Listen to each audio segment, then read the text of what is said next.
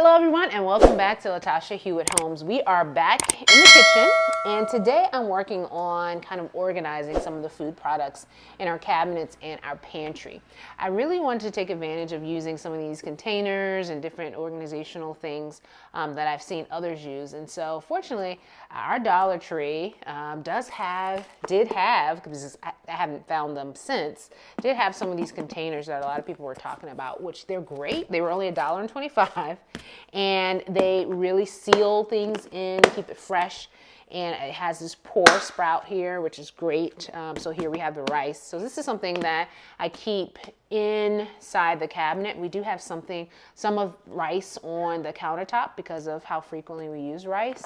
But we also have oatmeal, which is also a big staple in our home, from just making oatmeal on the stove to our overnight oats, which is a family favorite. So I actually just finished transferring these oats to this container. It makes it easier when it's time to use it to just pour it out and then refill it. But also it allows us to be able to put things neatly in the pantry and in the cabinets. As you can see here, I've also decided to start using labels. I know rice is pretty easy to pick out, but sometimes you'd be surprised. Sometimes things kind of get mixed up when you're grabbing it really quickly. So I did use a label. These are some of the labels. I love this because, you know, they're the black labels and it comes with this liquid chalk marker. I'll put in the comments the description where you can buy these, but I love them because I've been using them on various things in the kitchen. One is the rice here, and I have some others that I'm about to label. Chia seeds, we use chia seeds a lot because they're really healthy for you, in case you didn't know it. And we also use flax seeds. So we try to incorporate these two into a lot of the meals that we make, particularly our overnight oats and other things.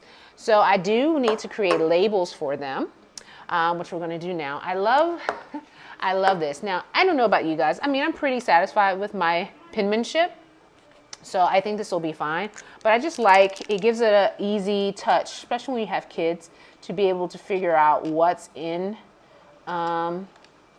jars very easily. The other thing that I found previously is we had them in bags, and just pulling them out of the bag, sometimes they would spill or, you know, just kind of look frumpy and all over the place in the cabinet, and I really didn't like that. So this really helps keep things in an organized, kind of uniform position, because the packages were in all different kinds of sizes. So we are labeling those, and I'll show you some of the others that I have in the cabinet, and you know, just talk a little bit about whether or not this system is working for our family. So these are all labeled, chia seed, flaxseed, and I'll show you how they look in the cabinet. I'm actually thinking about getting a shelf because I have several of these, and it makes it easier to not like put them in front of each other. So I want to kind of have a stack, but we'll look at that and you let me know what you think. Okay guys, so this is kind of the cabinet that we're working on here, trying to put a little organization there. As you can see, there's the rice, which I filled to capacity.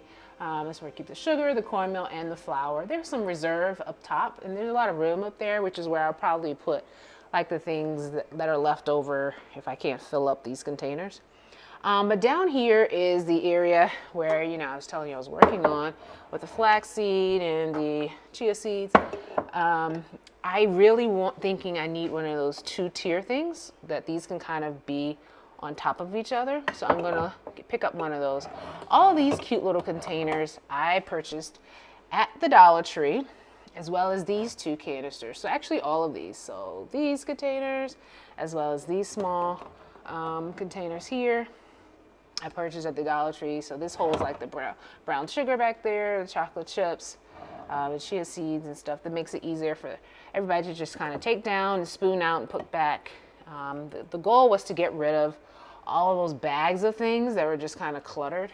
Then we had some yeast. I had a little container I had purchased before, I think from Aldi, and also one over here with our confectionery sugar, powdered sugar, that keeps things sealed and from kind of spoiling or getting hard. So I really like that. So I think once I get my little double stacker, I'll be very satisfied with that. But I kind of like opening the cabinet and seeing everything organized like that. Everything seems to have a purpose, and it's just gets rid of a lot of the hodgepodge, and I like that.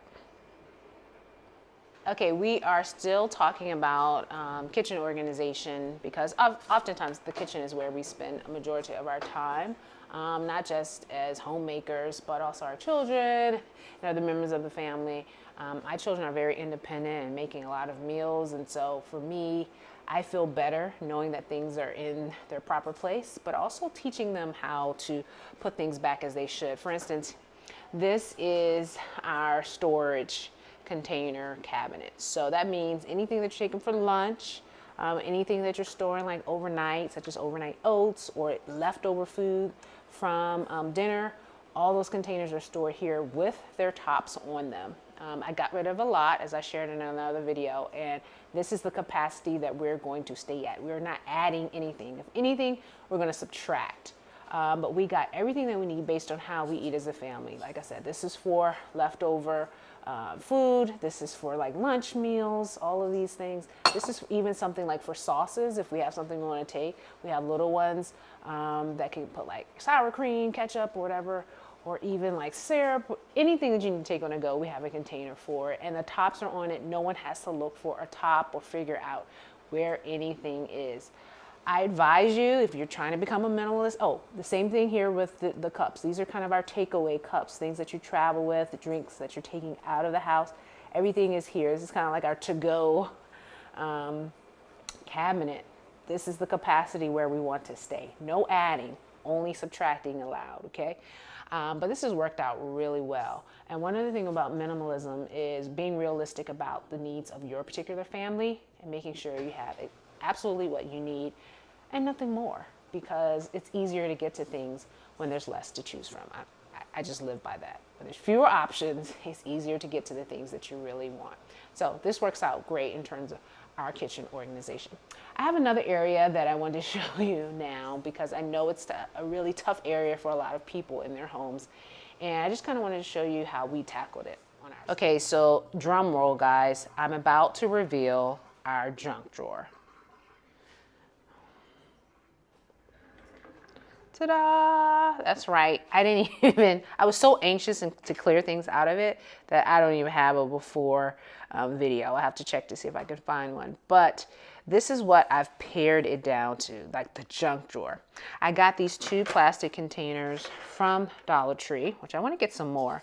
And at first I was like, wow, I have so much space left in here. And I was like, okay, just because you have space doesn't mean you need to clutter it up with more things. But I kept things in here that we often go to the junk drawer for, like a pen or a pencil, a quick binder, measuring tape, thumbtacks, things that you're like, those command strips, matches, like for the oven, and scissors. You know, scissors is a big staple. And then even a little first aid in case there's a little, something that happens in the kitchen. Someone needs a quick Band-Aid. That's even here and here. And then this is like this is also a little container I got. This came in a 3-pack at Dollar Tree.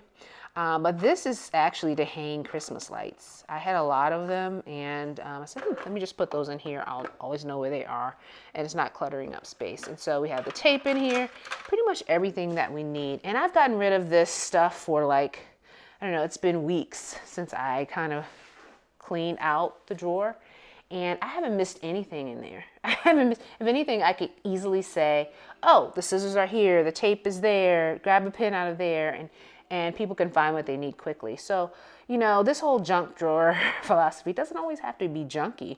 And even these pens, I haven't taken the time to kind of go through each one and make sure they all work. I'm sure if I did this, I would probably eliminate. But like I said, I've been doing things in stages. This has been a major improvement so far, so I'm not as concerned about this right now, but I probably will come back and pare this down even further. But for now, I'm pretty happy with this as a junk drawer. Okay guys, as I shared before, I've made some big strides in kind of organizing our kitchen that I'm really happy with, but there's still some, this was never really a problem. I think, I'm realizing that I probably always was a minimalist, because even when we moved here, I knew I didn't want a lot of plates and cups and bowls and stuff. There's only 4 of us for the most part, and when we have company, it's never really a large group. So this area where we keep our plates and bowls and saucers has always been relatively small. Even some of these are like wedding wedding plates that we don't use. We primarily only use things on this bottom row. And so I'm actually thinking about donating or getting rid of some of these sets. I mean, I just don't believe in things just sitting around. I mean, for what? Now, granted, we have enough space for it, but there's something about seeing something that you don't use that's weird for me. Even this little Chick-fil-A cow that was given to us when we moved here by Chick-fil-A. Like, why do I have this? Why do I have this in the cabinet? As a matter of fact, I'm getting rid of it right now. I'm sorry. I know my husband loves Chick-fil-A.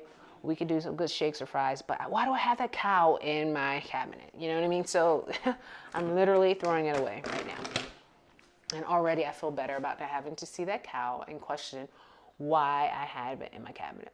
But so we're going to tackle this. I probably will vlog it a little bit when that time comes, but I guess what I'm trying to point out is there's always areas that even though it's not bad, there's still room for improvement. And that's kind of where I'm trying to get to a state where things aren't bad, but I know they could be even better, and I'm going to work on that. So here's the kitchen organization for you. What areas in your home are you working on right now? Which ones aren't that bad, but can be better? I think minimalism is like a journey, and I think once you reach a certain point, like this mindset shift, it really takes over how you view everything in your house. And that's kind of where I am. I know my family thought this was some kind of crazy phase that I was going through, but I'm really committed to it, and I'm already reaping the benefits of paring down things in my home. And so we're going to continue this journey and see where it goes and see how we can stretch ourselves even further than we already have. So if you like this video, please give it a thumbs up. Don't forget to subscribe to the Latasha Hewitt Homes page. Share this with somebody you know, maybe thinking about this minimalist journey or just kitchen organization, home organization. I kind of like having others follow me on this journey and also hearing how you guys are doing. So please let me know in the comments. And as always, we look forward to seeing you in the next video. Take care, everybody.